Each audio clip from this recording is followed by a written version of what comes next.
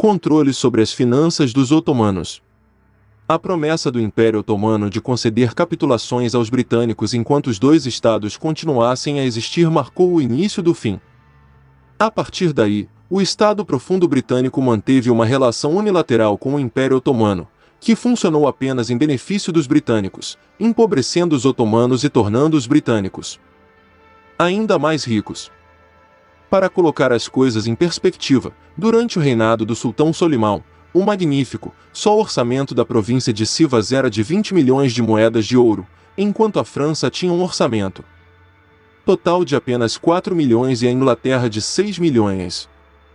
Apesar da sua riqueza impressionante, após as concessões concedidas aos britânicos, o otomano começou a sofrer grandes perdas e no século XIX o seu sistema financeiro tinha atingido um grande obstáculo.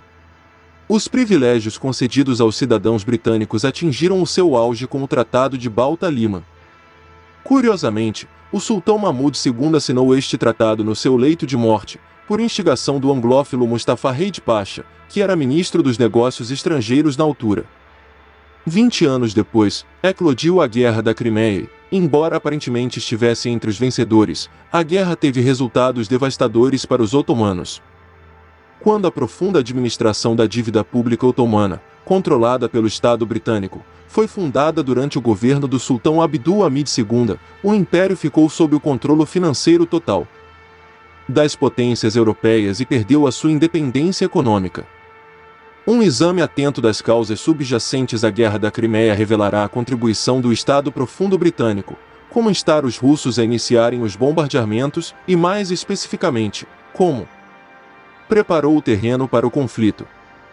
Durante a crise otomano-rússia no período que antecedeu a guerra, Alexander Menshikov, chefe da delegação russa em Istambul, afirmou claramente que Mustafa Reid Pasha impediu a paz porque estava sob pressão do embaixador britânico Lord Stratford Redcliffe. Este cenário soa estranhamente familiar porque o Estado Profundo Britânico sempre esteve envolvido em todos os desentendimentos russo-turcos que ocorreram ao longo da história. Portanto, não se deve surpreender ao descobrir que conselheiros militares britânicos estavam no exército otomano durante a Guerra da Crimeia e durante a Guerra Russo-Turca de 1877 a 78. Na verdade, foram estes conselheiros que convenceram os administradores e comandantes otomanos a entrar na guerra. Estes conselheiros mergulharam o país na guerra, assumindo compromissos que apenas promoveram os interesses do Estado Profundo Britânico. A única razão pela qual os britânicos ficaram do lado do Império Otomano após a Guerra da Crimeia foi o seu desejo de receber um retorno satisfatório pela sua assistência. Na verdade, foi exatamente isso que aconteceu. Os britânicos obtiveram as suas maiores concessões após esta guerra calamitosa. Com o Edito Reformista de 1856, que o Império Otomano promulgou no final da Guerra da Crimeia, os pensamentos ocidentais liberais entraram no Império Otomano. No entanto, entre esses pensamentos estava o darwinismo também.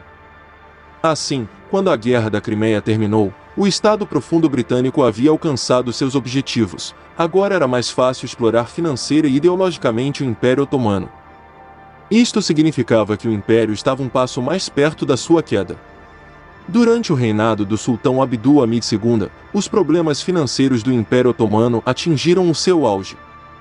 Em 10 de novembro de 1879, os impostos do Tesouro Otomano cobrados sobre sal, tabaco, álcool e pesca foram entregues aos banqueiros Gálata e aos bancos franco-britânicos, que estavam sob controle estatal profundo britânico na época. Em 20 de dezembro de 1881, com o decreto de Muharram, Abdul Hamid II abriu as finanças otomanas à auditoria internacional, o que marcou a primeira vez que estrangeiros obtiveram controle sobre a forma como as finanças otomanas eram tratadas. Como o Deep State britânico usou a religião quando a rainha Elizabeth I da Inglaterra escreveu uma carta ao sultão otomano sobre capitulações, ela estava ciente de que estava se correspondendo com um califa dos muçulmanos. Portanto, ela fez questão de se distanciar da Europa católica e declarou que adorava o verdadeiro Deus, que punia idolatria e afirmava ser arquinimiga dos católicos que considerava pagãs. Embora a rainha e os enviados britânicos afirmassem na carta que eram próximos dos muçulmanos, essa proximidade nada mais era do que um acto Em suas cartas pessoais enviadas a Londres, os embaixadores descreveram o Islã como uma religião maligna e bárbara. A gloriosa religião do Islã está acima de tais reivindicações. A sua atitude amiga dos muçulmanos era apenas uma mentira contada em nome de Deus. Nas suas cartas, escreveram que acreditavam que Deus os perdoaria por essas mentiras. Esta falsa atitude amigável do Estado Profundo Britânico em relação aos muçulmanos continuou durante 450 anos e persiste até hoje. Sayyid Abdulhakim Arvazi, um estudioso islâmico que viveu no final do período otomano, explicou eloquentemente esta versão aos muçulmanos: britânico é o maior inimigo do Islã. Se compararmos o Islã a uma árvore, outros descrentes irão cortá-la na primeira oportunidade e os muçulmanos saberão que são os inimigos. No entanto, essa árvore pode voltar a crescer um dia. Britânicos não são assim. Eles servem esta árvore, regam-na e, como resultado, os muçulmanos gostam de britânicos. Porém, à noite, quando não há ninguém por perto, os britânicos vêm e injetam veneno na raiz. A árvore seca tanto, que nunca mais poderá voltar a crescer. E então os britânicos virão e dirão: infelizmente, sinto muito e engano os muçulmanos.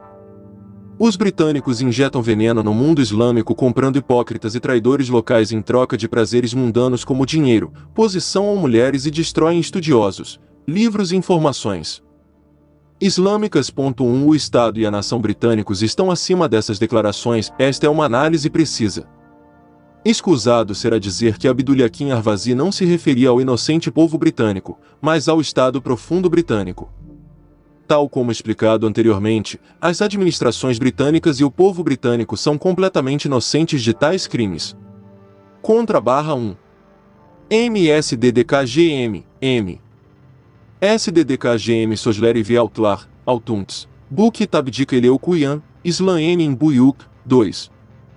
Os valores morais diminuem à medida que o darwinismo se espalha. Na primeira parte do livro, os leitores viram como a teoria da evolução, o maior erro científico da história, foi moldada por membros do Estado Profundo Britânico antes de ser imposta aos povos do mundo. Foi também explicado que o desejo de apagar sentimentos morais, espirituais, familiares e patrióticos em todo o mundo, numa tentativa de criar sociedades abertas e inclinadas ao conflito, era a verdadeira razão pela qual o darwinismo era tão intensamente apoiado. O Estado Profundo Britânico esperava que a teoria ajudasse a espalhar seu sistema da Jali em todo o mundo, ajudasse a desintegrar a comunidade islâmica e degenerasse as comunidades cristãs judaicas. Considerou esta uma forma fácil de arrastar as sociedades para conflitos e declínio moral.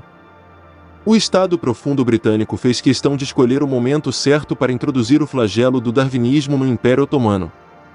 No final do século XIX, o Império tinha perdido em grande parte o seu poder e influência. Disfarçado de iluminismo, o flagelo entrou e se espalhou sinistramente nas terras otomanas com a ajuda de certas pessoas que imaginavam que subscrever o materialismo equivalia a ser moderno. Associações, instituições e escolas que foram abertas sob a supervisão do Estado Profundo Britânico trabalharam para doutrinar o povo no darwinismo. Como resultado, a nobre nação turca que representava o califado, bem como todas as nações muçulmanas, caiu nas garras de um movimento que mantinha não a God, Deus está acima de tais observações. Depois que o veneno foi injetado, o resto foi fácil para o Estado Profundo Britânico. À medida que o darwinismo se espalhava no corpo, o objetivo de uma união islâmica foi esquecido, o mundo muçulmano foi dividido e as pessoas perderam os seus valores religiosos e patrióticos, que eram na maioria das vezes substituídos por comportamentos hipócritas. A partir daí, o Estado Profundo Britânico conseguiu manipular facilmente a sociedade otomana através dos seus espiões e ferramentas de propaganda. Na verdade, a certa altura, foi capaz de ditar a estadistas e sultões como Abdul Hamid II, que mantiveram sob pressão. Por estas razões, seria uma conclusão precisa dizer que o primeiro principal fator que contribuiu para o colapso do Império Otomano foi o darwinismo. Como o darwinismo se enraizou no Império Otomano? No início do século XIX, a ocidentalização tornou-se a principal tendência entre a intelectualidade e os diplomatas otomanos. Primeiro desenvolvimentos científicos e tecnológicos, e depois modelos políticos e econômicos do mundo ocidental fizeram o seu caminho para o Império para renovar o sistema estatal otomano. Até o exército otomano passou por uma reforma completa que incluiu mudanças detalhadas nos uniformes e equipamentos.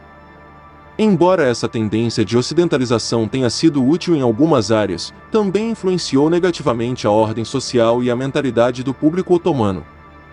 Muitas pessoas começaram a acreditar que o mundo ocidental era absolutamente melhor em tudo, incluindo filosofia e ciência. Ideologias ateístas como o materialismo, o positivismo e o darwinismo, já predominantes na Europa, afetaram muitos intelectuais otomanos. Como resultado, muitos passaram a acreditar que ser ateu, apoiar reivindicações não científicas de Darwin e ter uma visão de mundo materialista significava ser moderno e ocidental.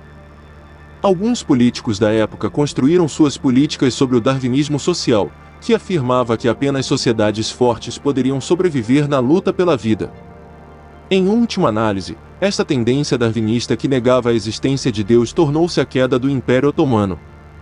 Começando na segunda metade do século XIX, visões materialistas de Ernst Haeckel, Herbert Spencer, Auguste Comte etc. proliferaram entre alguns dos intelectuais otomanos. Durante este tempo, mais de 200 livros materialistas e darwinistas foram traduzidos para turco e árabe. Durante este tempo, livros materialistas foram amplamente divulgados nas escolas médicas, jurídicas, de ciências políticas e militares otomanas, que treinaram muitos oficiais e administradores. Um viajante do século XIX chamado Macfarlane escreveu o que viu depois de fazer uma visita à Faculdade de Medicina do Império Otomano em 1847, referindo-se à biblioteca médica já fazia muito tempo que eu não via tal coleção de materialismo absoluto. Um livro estava aberto sobre o divã. Eu aceitei. Era uma cópia de uma recente edição parisiense do Manual do Ateu, Système de la Nature, com o nome do Barão Deobage na página de rosto como autor. O volume evidentemente foi muito utilizado, muitas das passagens marcantes foram marcadas, especialmente aquelas que demonstravam matematicamente o absurdo de acreditar na existência de um Deus e a impossibilidade de acreditar na imortalidade da alma. 113. Certamente, Deus Todo-Poderoso está acima de tais observações. Em outras palavras, os pensamentos darwinistas que arrastaram os alunos para o ateísmo proliferaram rapidamente nas escolas médicas. Abdulaziz Khan ordenou que a educação darwinista fosse interrompida imediatamente assim que ele subisse ao trono e demitiu de suas funções aqueles que argumentavam a favor de uma educação darwinista materialista. Difusão da teoria da evolução no Império durante o reinado do Sultão Abdul Hamid II. A doutrinação darwinista que parou durante o reinado do Sultão Abdulaziz atingiu o seu apogeu durante o governo de Abdul Hamid II. Artigos, livros e periódicos darwinistas materialistas espalhados pelas terras do Império, e principalmente em Istambul, Líbano, Egito e Síria.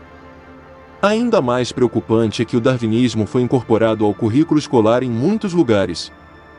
Os oficiais darwinistas materialistas que foram afastados das suas funções por Abdulaziz não só foram reintegrados, como foram promovidos a cargos-chave no Ministério da Educação, na editora do Estado e até ao grão-vizirismo. O próprio Abdul Hamid II ordenou que 20.000 cópias do Tratado Hamidiano do escritor libanês Hussein al-Jizr fossem impressas e distribuídas em Istambul. O livro estava cheio de reivindicações materialistas e darwinistas e tinha a intenção de semear as sementes da filosofia teísta na sociedade otomana. Curiosamente, o livro foi denominado Tratado Hamidiano, em homenagem a Abdul Hamid II. Quando o livro se tornou popular, al-Jizr foi convidado por Abdul Hamid II para ir a Istambul e foi recebido na mansão de Malta e recebeu a ordem de 4ª classe de Osmani, além de vários outros presentes. Abdul Hamid II elogiou-o em diversas ocasiões. Ele foi convidado 3 vezes por Abdul Hamid II para ir a Istambul e ficou como convidado do sultão. Abdul Hamid II instruiu a tradução e publicação do Tratado Hamidiano em turco e pediu a al-Jizr que compilasse um livro sobre princípios religiosos para as escolas. 114 Abdul Hamid II de facto mostrou apoio a al-Jizr, mas a verdade era al-Jizr e o seu livro estava entre as principais razões que levaram à queda do Império Otomano. Sob as ordens pessoais de Abdul Hamid II, o livro foi amplamente divulgado em todo o Império. No livro, que dedicou a Abdul Hamid II, Algiz afirmou, apesar da completa ausência de evidências científicas que apoiassem o seu ponto de vista, que as mutações poderiam ajudar os organismos a evoluir e que havia muitas formas de transição. Segundo Algiz, a teoria de Darwin não contradizia a religião do Islã. A verdade é que as mutações são deformações prejudiciais em 99% das vezes e neutras em 1% do tempo restante. Na verdade, estudos científicos recentes mostraram que mesmo 1% aceite como neutro torna-se prejudicial ao longo do tempo. Por esta razão, agora são chamadas de mutações silenciosas. Por outras palavras, a ciência provou que as mutações são 100% prejudiciais. Além disso, a afirmação de que existe uma quantidade suficiente de formas transicionais é um dos maiores enganos da teoria da evolução. Mais de 700 milhões de fósseis foram desenterrados até agora e nem mesmo um deles pertence a uma forma de transição. Nem mesmo um único fóssil de forma transicional foi encontrado até agora, mostrando que os seres vivos evoluíram de outro, e é impossível que algum seja encontrado no futuro. Toda e qualquer uma das centenas de milhões de fósseis desenterrados até agora pertence a criaturas completas, perfeitas e impecáveis que não haviam passado por nenhuma mudança. Até o próprio Darwin admitiu no seu livro que, a menos que fossem encontrados fósseis de formas transitórias, a sua teoria entraria em colapso, porque, se as espécies descendem de outras espécies, por meio de gradações finas, não vemos em todos os lugares inúmeras formas de transição? Por que nem toda a natureza está confusa, em vez de as espécies serem, como as vemos, bem definidas?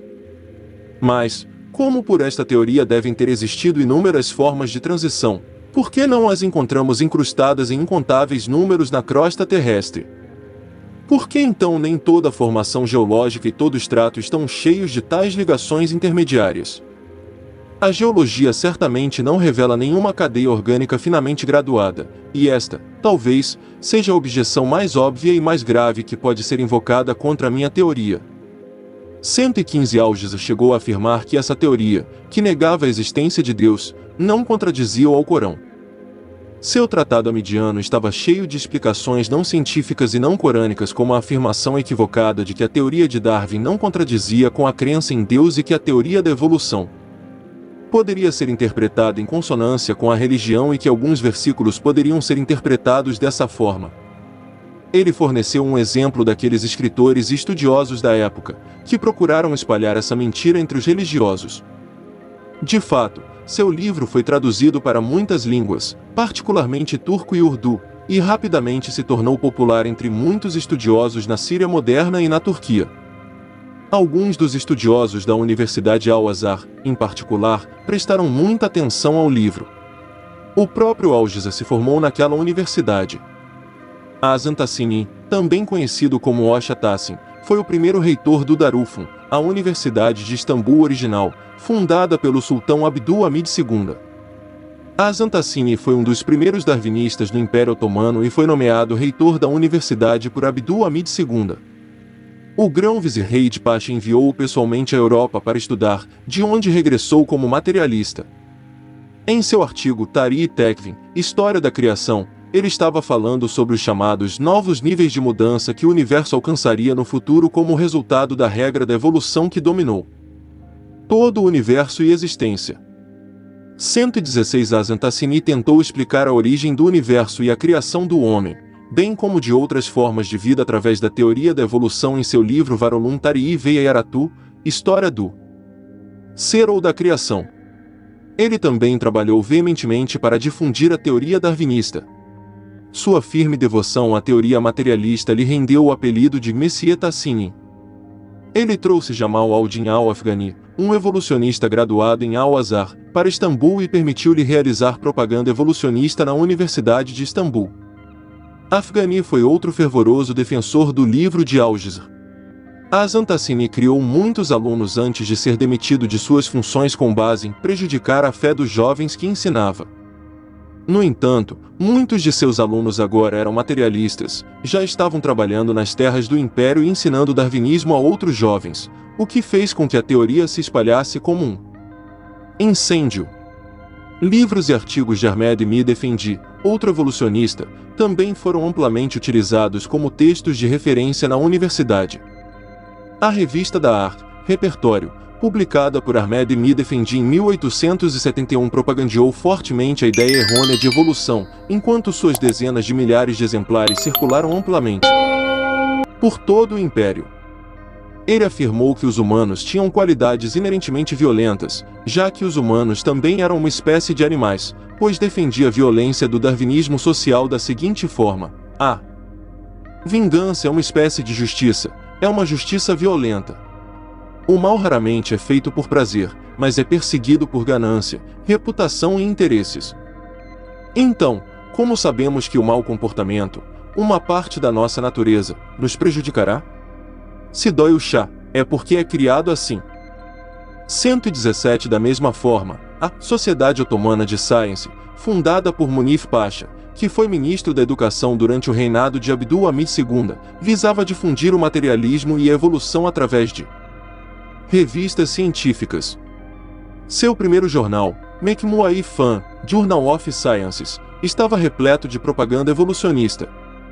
O sultão Abdulaziz já havia demitido Munif Pasha devido à evolução propagandizante, mas quando Abdul Hamid II ascendeu ao trono, Munif Pasha foi novamente nomeado ministro da Educação.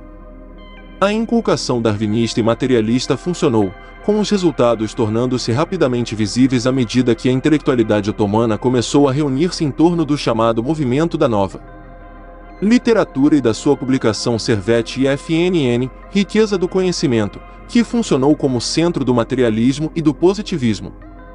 Abdul Hamid Tarn e Rekaizad Mahmud Ekrim, os principais poetas e autores do movimento, entretiveram-se seguindo visões distorcidas que sem dúvida prejudicariam os valores morais da sociedade. A civilização islâmica chegou ao fim da sua vida. Uma nova civilização surgiu no Ocidente, com novos pensamentos, sociologia e técnicas. Esta civilização irá, mais cedo ou mais tarde, destruir o Império Otomano. Sami Frasheri, de autoria sob o nome de Insedin Sami Efendi, e Ahmed Sevdet, os editores-chefes dos diários Sabah, Manhã, e Iqdam, Esforço, respectivamente, também lideraram os evolucionistas. Durante o reinado de Abdul Hamid II, o livro de Sami Frasheri ingeriu, Ser Humano, que ele escreveu em 1878, Tekamo Kanular, Leis do Desenvolvimento, Dietenek de Itari Tedeniai Osmani, Mukadeira Tarii, História do Declínio do Império Otomano, Dialética da História, são apenas alguns dos livros darwinistas publicados durante o reinado de Abdul Hamid II. Juntamente com Terkuma e Akika, intérprete da verdade, e seu principal escritor Ahmed Mid Efendi, os três principais jornais da época estavam sob influência evolucionista. Além disso, o Serid Avadis, Journal of News, outro jornal popular da época, e seu principal escritor Beir Fuad também tinham visões evolutivas. Essas pessoas são geralmente consideradas as primeiras pessoas a espalhar o ateísmo no Império Otomano. Serid Avadis, Journal of News, foi publicado pelo jornalista britânico William Osworth Churchill como o primeiro jornal semi-oficial do Império Otomano. Embora de fora parecesse como um jornal de ciência e literatura e assim reunisse os escritores da época sob o seu teto, o seu verdadeiro propósito era moldar a opinião pública em favor dos interesses políticos e econômicos dos britânicos. Este ponto torna-se ainda mais interessante tendo em conta o facto de David Urquhart, que serviu como secretário da Embaixada Britânica em Istambul entre 1835 e 1837, ter relatado à família real que encontrou o Império Otomano, que tinha ricas fontes naturais e um amplo mercado, benéfico para os interesses britânicos. Com Serid Avadis, William Osworth Churchill tentou sutilmente fazer o público otomano aceitar o que era a favor dos interesses britânicos. Na verdade, alguns anos mais tarde, o Império Otomano começou a satisfazer as necessidades de matérias-primas da indústria britânica e as vendas de produtos britânicos aumentaram à custa da indústria otomana. O cientista cipriota turco Niyazi Berks fala de como a situação confundiu os britânicos e como eles zombaram dos estadistas otomanos por serem tão crédulos. 118. Os estadistas da época estão acima de tais observações. Além disso, muitas outras publicações durante a era de Abdul Hamid II, como Exerciad, a opinião, Piano Mekmuas, jornal de piano. Invar Zeca, luz da inteligência, Irmin Siasa Zeca Mekmuas, jornal de inteligência no século XX, Guni, Sol, Avram, Mekmuolum, jornal do conhecimento, Sadet, felicidade, Afak, O. Horizonte, e Feusef, filosofia, contribuíram para a promulgação da evolução no Império.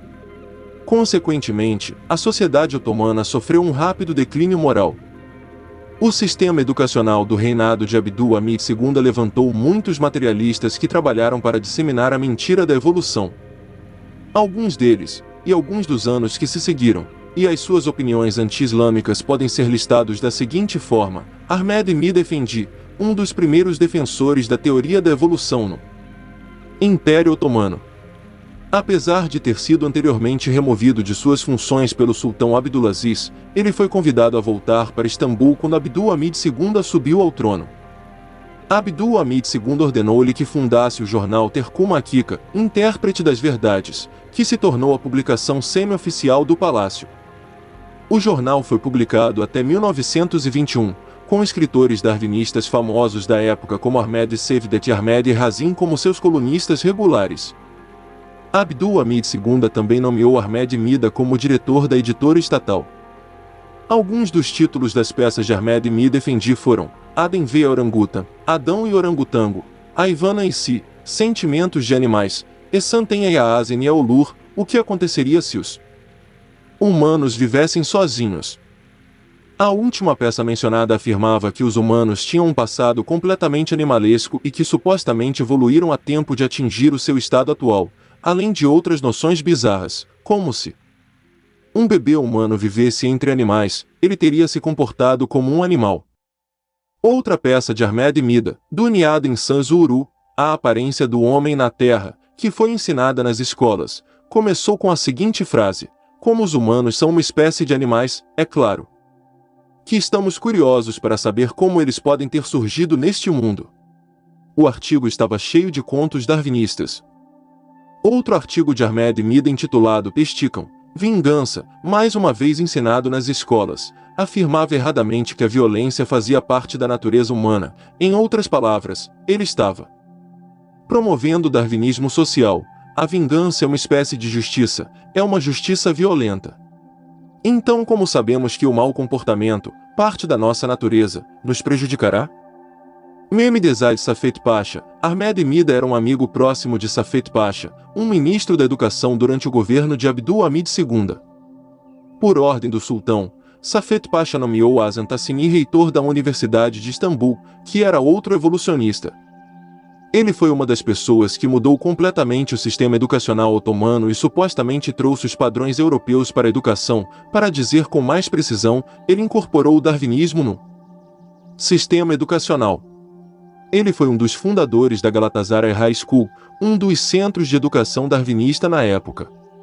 Sedat Simavi, o fundador do jornal Hurriyet, é neto de Safet Pasha.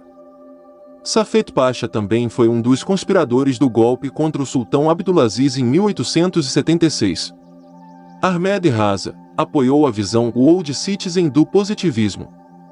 Devido ao seu caráter anglófilo e emulação do estilo inglês na forma como ele se vestia, ele também era conhecido como inglês Ahmed Raza. Salizeki defendeu as visões materialistas de Auguste Comte no Robert College, Darussolafak e Darulfum, onde lecionou. Raza Tevik considerou Herbert Spencer e Charles Darwin como seus professores e promoveu o darwinismo em seus artigos. Hussein Kait Yaus tornou-se materialista enquanto estudava na Escola de Ciências Políticas. Ele considerou a teoria da evolução como uma exigência do materialismo e rejeitou a criação. Amelwab trabalhou como professor na Faculdade de Direito e na Universidade de Istambul e apoiou as opiniões de Comte. Abdullah Sevdet, depois de ser apresentado as ideias evolucionistas na Faculdade de Medicina, Abdullah Sevdet fez proselitismo de suas visões materialistas, evolucionistas e ateus pelos 28 anos seguintes através de sua revista Exerciad, A Opinião. Suas ideias destrutivas criaram uma ferida profunda na sociedade otomana. Ele era um darwinista social que chegou ao ponto de sugerir que os homens europeus deveriam ser trazidos para a reprodução, para que a raça turca pudesse ser melhorada. 119 De acordo com Abdullah Cevdet, a superioridade das raças poderia ser determinada pelo tamanho dos seus crânios. Ele era membro da Sociedade dos Amigos da Inglaterra, que foi fundada por anglófilos durante a ocupação de Istambul. Publicou Fan ve Felsef, Ciência e Filosofia, que buscava conciliar as ideias dos estudiosos islâmicos com as dos filósofos e biólogos materialistas. Um firme propagandista do darwinismo e do ateísmo através de seus numerosos artigos e livros, Abdullah Cevdet foi nomeado para a Embaixada de Viena por Abdul Hamid II. Muitas pessoas acreditam erroneamente que Abdullah Cevdet era um dissidente contra o sultão. A verdade era diferente, porque Abdullah Cevdet era um dos informantes que trabalhavam para Abdul Hamid II. Abdul Hamid II forneceu-lhe o financiamento necessário para que pudesse estabelecer-se em Viena. Estranhamente, ele também foi uma das pessoas por trás do golpe de 1908 que viu a deposição de Abdul Hamid II. Médico Ayrullah Efendi, Insan Sadar da Suret espalha de homem na face da terra, de Ayrullah Efendi foi uma das peças evolucionistas mais populares que circularam nas escolas durante o reinado de Abdul Hamid II. Ele afirmou que, além do relato da história humana que começou com o profeta Adão, só as origens dos humanos tinham que ser explicadas a partir de uma perspectiva evolutiva. Zia Gökalp, um protegido de Abdullah Cevdet, Gökalp espalhou visões materialistas na sociedade turca e desempenhou um grande papel no declínio moral que afetou uma grande parte da comunidade. Süleyman Usnu Pasha, comandante do colégio militar e um dos golpistas que organizou a deposição do sultão Abdulaziz. Süleyman Pashazade Sami, filho do conspirador golpista Süleyman Usnu Pasha, atuou como ministro da Educação e como reitor da Universidade de Istambul. Preparou diretrizes para escolas primárias e trabalhou na educação infantil com um projeto denominado Educação e Formação de Crianças. Beir Fuad tinha uma visão de mundo materialista.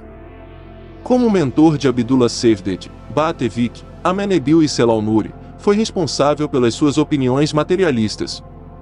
Ele introduziu o darwinismo social no Império Otomano, que foi uma das ideologias básicas dos jovens turcos durante o governo Abdul Hamid II.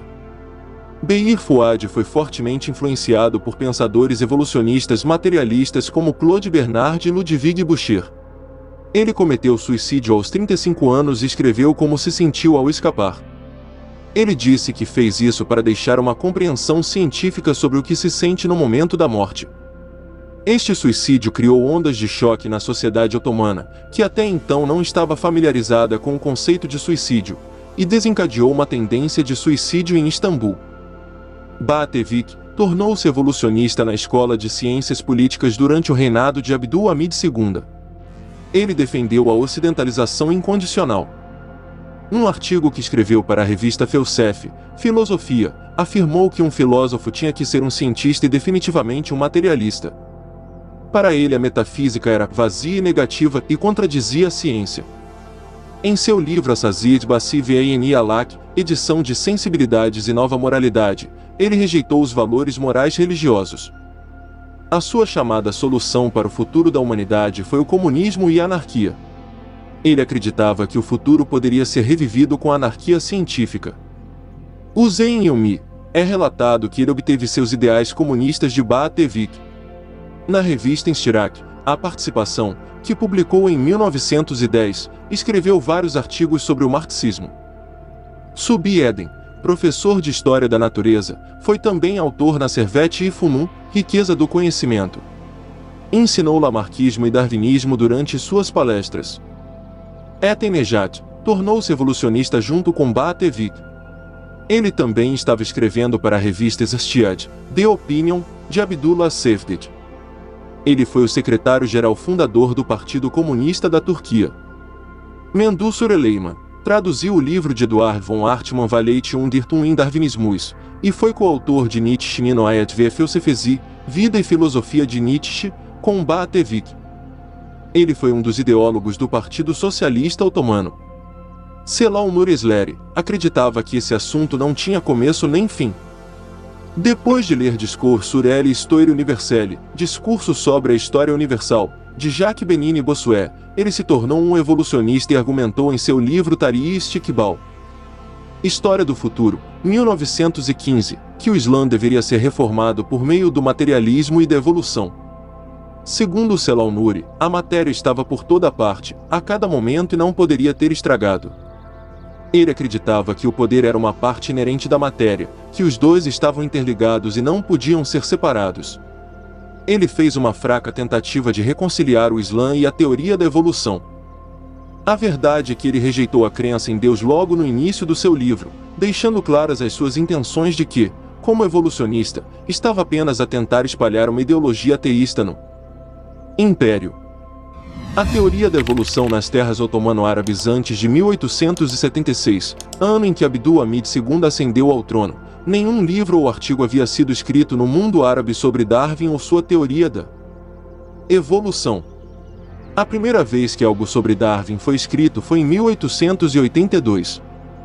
Deve-se notar que quando o Estado Profundo Britânico invadiu o Egito em 1881, a Universidade Al-Azhar tornou-se um refúgio dos evolucionistas. A teoria de Darwin foi mencionada pela primeira vez no mundo árabe em uma série de 3 artigos publicados na revista mensal árabe Al-Muqtataf. Esta revista foi fundada por Yaqub Sarruf Faris Mim em Beirute em 1876. Todas as 3 peças foram escritas por Rizal al-Berbari e atribuíram as origens humanas aos chamados mecanismos evolutivos. Ele se referiu a Lamarck e elogiou Darwin. Volume 2 teve mais 3 artigos escritos por Bisharas al-Zal Efendi sobre antropologia. Bisharas al-Zal publicou um livro de 368 páginas em Alexandria, Egito, em 1879. Este livro, dedicado em prosa e poesia ao sultão Abdul-Hamid II, foi intitulado Tanvir al-Adam, o Iluminismo das Mentes. No livro, Lord Cromer foi elogiado como um exemplo típico do povo anglo-saxão. Obviamente, al-Zal era um evolucionista que tinha uma profunda admiração por Abdul-Hamid II, pelo Lord Cromer britânico e por todo o povo anglo-saxão em geral. 120 estas revistas supostamente scientific proliferaram rapidamente no Egito, Líbano e Síria entre 1865 e 1929. As 3 revistas evolucionistas mais populares foram as seguintes: Al-Muqtataf, Antologia, Colheita ou Seleção, de 1876 a 1952, Al-Hilal, O Crescente, de 1892 a 1930, Al-Mashik, O Oriente, de 1898 a 1930, o chamado movimento iluminista no mundo árabe chamado Al-Nada originou-se no Egito e possuía visões em grande parte evolucionistas. Sem surpresa, seu fundador, Rifa al-Tatavi, foi um evolucionista que admirava profundamente a Grã-Bretanha. Jamal al-Din al-Afghani e Muhammad Abdu estavam entre as principais figuras deste movimento. Jamal al-Din al-Afghani era um darwinista social. Ele afirmou que o mundo islâmico só poderia progredir se as nações islâmicas lutassem entre si. Muitas organizações radicais violentas foram construídas sobre essa premissa e o ciclo vicioso de violência que continua até hoje no mundo islâmico foi baseado em suas ideias darwinistas.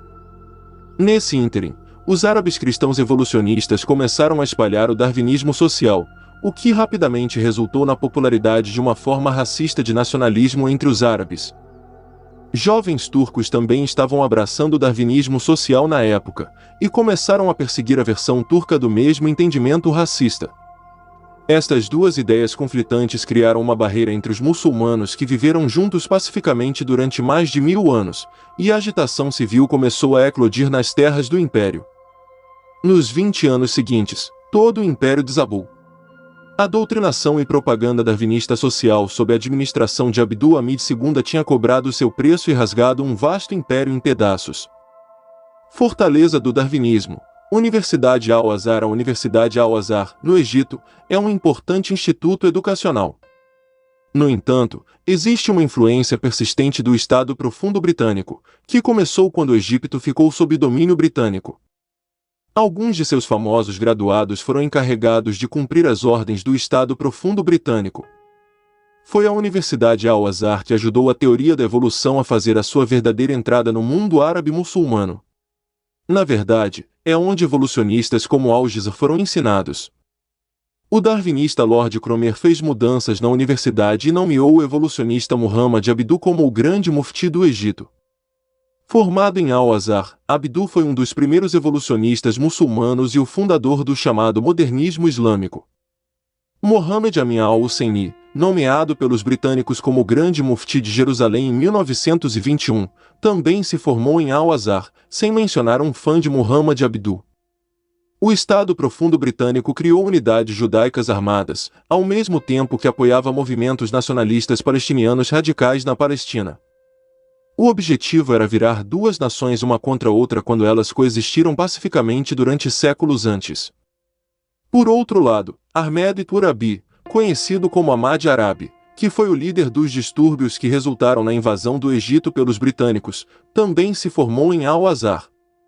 Taqi al-Din al-Nabhani, o fundador do partido Hizb ut-Tahrir, também se formou em Al-Azhar. Além disso, Omar Abdel-Rahman, que foi responsabilizado pelo atentado ao World Trade Center em 1993, também se formou na Universidade Al-Azhar. A maioria dessas pessoas também são evolucionistas.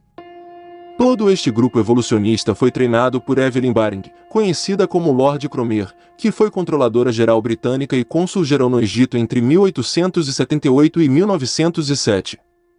Cromer era um racista e um evolucionista fervoroso. Ele estava convencido da superioridade das sociedades ocidentais e afirmou que o mundo islâmico e o povo egípcio eram inferiores e que essas sociedades nunca poderiam governar-se, as sociedades turco-islâmicas estão acima de tais reivindicações. Ele alegou que todas as raças deveriam ser governadas pelas raças supostamente superior e sustentou que os anglo-saxões eram superiores e, assim como os pais, tinham que governar o mundo. Alegando que as sociedades ocidentais deveriam disciplinar os povos orientais, Lord Cromer elaborou por que ele nomeou Muhammad Abduh como o grande mufti do Egito, são os aliados naturais do reformador europeu. Os patriotas egípcios Tsuassi Bona Noring encontrarão no avanço dos seguidores de Mohammed Abduh a melhor esperança de que possam gradualmente levar a cabo o seu programa de criação de um Egito verdadeiramente autônomo. 121 Hoje, muitos dos grupos radicais que derramam sangue supostamente em nome do Islã são os produtos desse credo. O Estado Profundo Britânico apresenta a estas pessoas, que na verdade nada têm a ver com o Islã e que são de facto diametralmente opostas ao Islã com as suas opiniões evolucionistas e, portanto, racistas, como os principais atores do radicalismo e representa o seu próprio cenário com a ajuda de esses atores.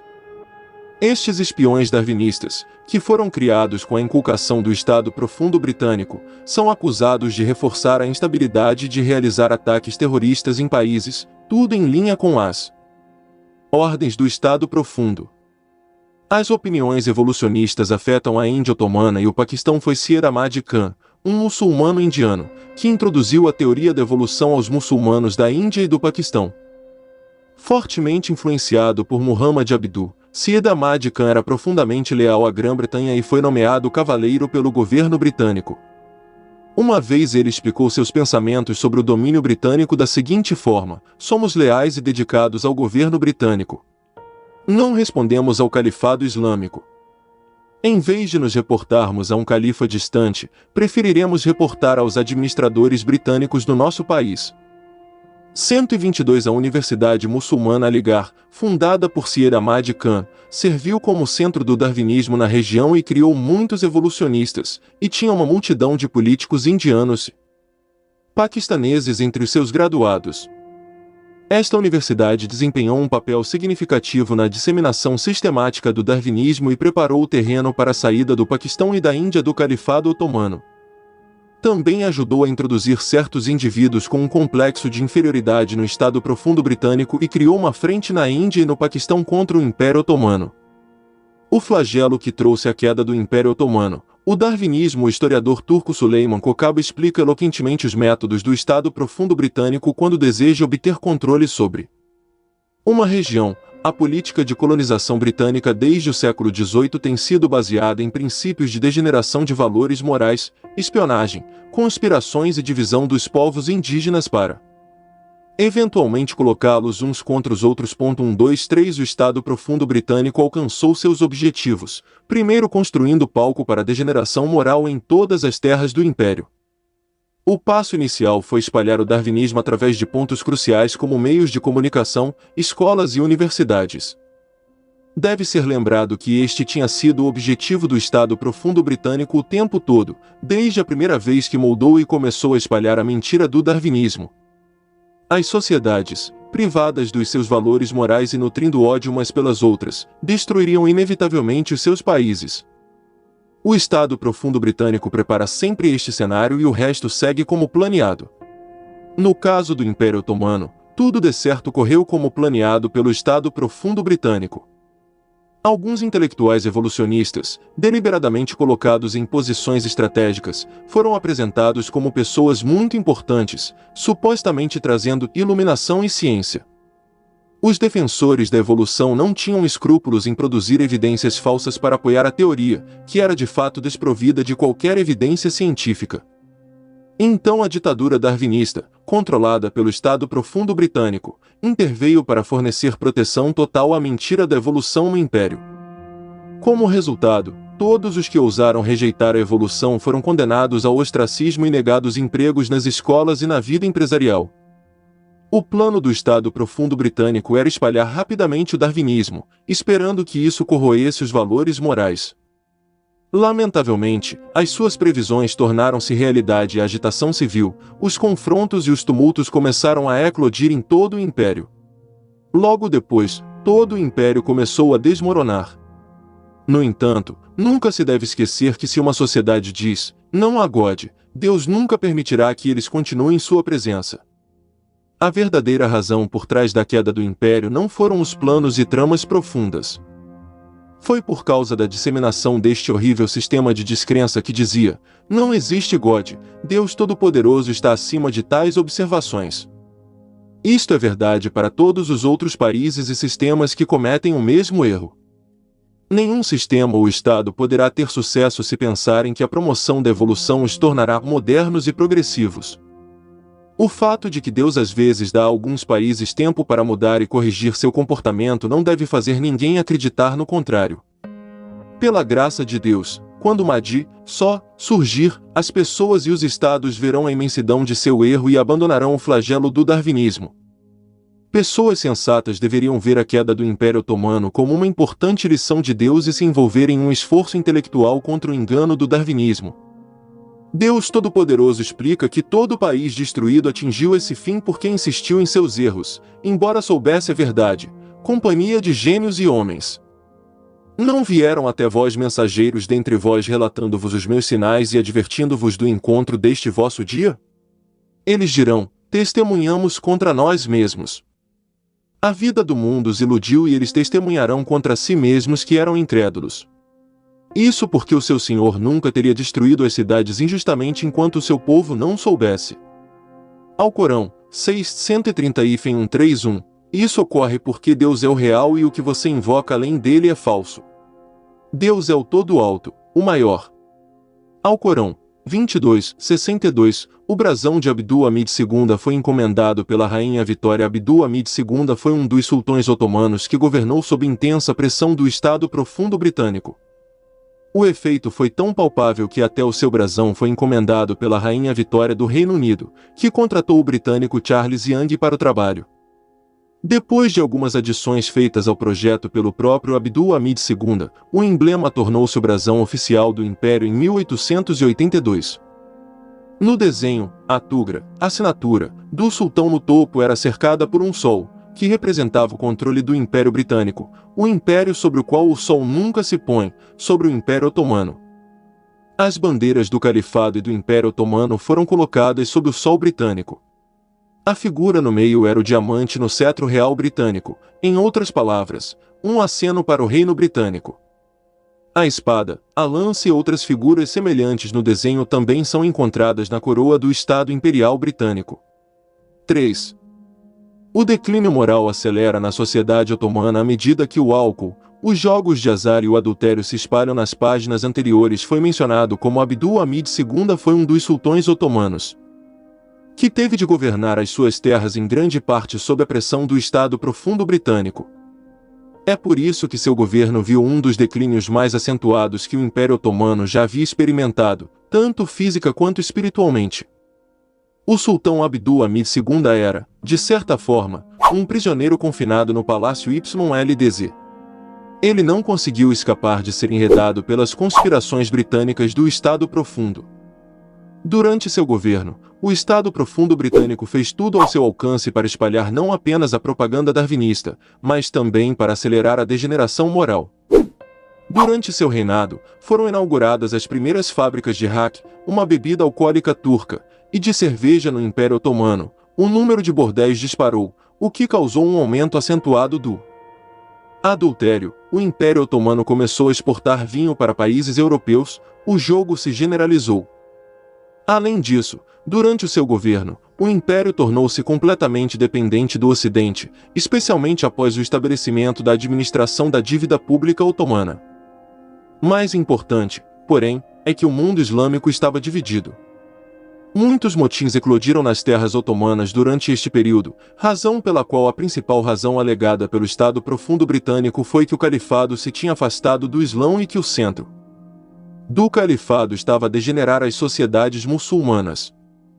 Abertas as primeiras fábricas otomanas de Rakı e cerveja, os irmãos Beaumont abriram a primeira fábrica de cerveja do Império Otomano em Istambul durante o reinado de Abdul Hamid II. A cervejaria Olympus também foi criada em Salônica. Abdul Hamid II assinou pessoalmente as licenças destas instalações. A fábrica de cerveja Beaumont produzia 7 milhões de litros de cerveja todos os anos, que mais tarde atingiu 10 milhões de litros. Beaumont Beer Gardens foram construídos ao longo do caminho que se estendia da Trácia a Esquir, para que a população local pudesse beber cerveja. Um anúncio da cerveja Beaumont dizia o seguinte: se você deseja saciar sua sede, e não deseja beber a água germinativa, beba a cerveja Beaumont em seu lugar. A entrega ao domicílio está disponível em Istambul. 124 Os anúncios chegaram a afirmar que a cerveja, uma bebida prejudicial, poderia curar doenças. Foi recomendado para quem desejava engordar e até para nutrizes. 125 Durante o reinado de Abdul Hamid II, o consumo de cerveja em Istambul e seus arredores aumentou tanto que os trens começaram a transportar cerveja fresca de lugares tão distantes quanto Viena. Abdul Hamid II impôs impostos sobre o álcool e emitiu os regulamentos sobre bebidas alcoólicas. Este regulamento de 7 de abril de 1886 estipulava os impostos a cobrar pelas bebidas alcoólicas, enquanto outro regulamento de 14 de julho de 1890 estabelecia os padrões de qualidade e os impostos para o vinho a ser exportado. O envolvimento de Abdul Hamid II nos regulamentos de bebidas alcoólicas e nos impostos correspondentes é importante porque ele era o calife islâmico. O seu papel em tais práticas foi um indicador claro da situação sombria em que o Império Otomano se encontrava, para não mencionar a intensa pressão do Estado Profundo britânico. Os livros de despesas dos palácios YLDZ e Dolmabahçe mostram que vinho, champanhe e outras bebidas também foram comprados para o palácio. A primeira fábrica de Rakı da Turquia foi aberta durante o governo de Abdul Hamid II na fazenda Murka em Sorlu. Esta quinta pertencia ao Sarkazade Hagi Pasha, camareiro-chefe do sultão e ministro das finanças. O Murka Rakı rapidamente se tornou muito popular e os impostos arrecadados com as vendas deste Rakı tornaram-se o item mais importante da classe tributária chamada Ruzum-ul-Sit, os 6 impostos indiretos, assim chamados porque consistiam em 6 impostos diferentes destinados a saldar as dívidas da Sublime Porta. As mencionadas não foram as únicas fábricas de Rakı abertas durante o governo de Abdul Hamid II. A cidade de Fertek, em Niğde, produzia Fertek Rakı. Marcas como Boğaziçi, Rui Alem competiam para conquistar o primeiro lugar no mercado de Rakı. Durante o governo de Abdul Hamid II, que foi uma época em que até mesmo a equipe do palácio estava produzindo Rakı, Deniz Kazi Rakı, também conhecido como Tenedos Rakı, tornou-se muito popular. Uzun Kazi Rakı era outra marca popular de Rakı e geralmente era conhecida como De Rakı com Gel devido aos seus cartazes publicitários. Abdul Hamid II emitiu outro decreto e permitiu a produção da versão grega do Rakı, conhecida como Gouzo, em Pérgamo. Produção e exportação de vinho durante o reinado de Abdul Hamid II em 1889. Vinhedos foram instalados em um terreno em Erenköy, Istambul, em um terreno de 70 hectares. Durante o governo de Abdul Hamid II, os vinhedos Sultani na região do Egeu foram usados para produzir uvas para a produção de vinho, que mais tarde seriam exportadas para a Europa.